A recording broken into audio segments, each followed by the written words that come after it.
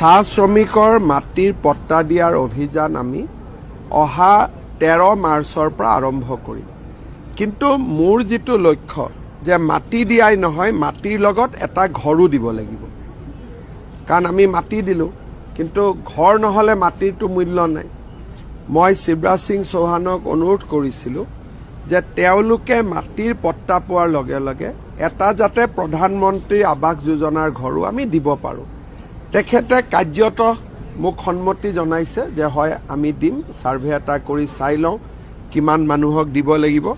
কিন্তু in principle মাটিটো নিজৰ হৈ যোৱাৰ লগে লগে চাহ শ্ৰমিকক প্ৰধানমন্ত্ৰী আৱাস যোজনাৰ ঘৰ এটা দিবৰ কাৰণেও আজি ভাৰত চৰকাৰে সন্মতি প্ৰকাশ কৰিছে। এইটো আমাৰ বাবে এটা ঐতিহাসিক কাম, যেতিয়া চাহ শ্ৰমিকে মাটিও পাব, ঘৰো পাব। চাহ শ্ৰমিকৰ মাটিৰ পট্টা দিয়াৰ অভিযান আমি অহা 13 মাৰ্চৰ পৰা আৰম্ভ কৰিম। কিন্তু মোৰ যেটো লক্ষ্য যে মাটি দিয়াই নহয়, মাটিৰ লগত এটা ঘৰো দিব লাগিব। কাৰণ আমি মাটি দিলো, কিন্তু ঘৰ নহলে মাটিৰটো মূল্য নাই।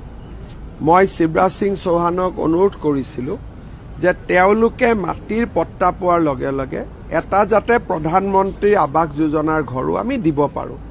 তেখেতে কাৰ্যত মোক সন্মতি জনাইছে যে হয় আমি দিম, সাৰ্ভে এটা কৰি চাই লওঁ কিমান মানুহক দিব লাগিব।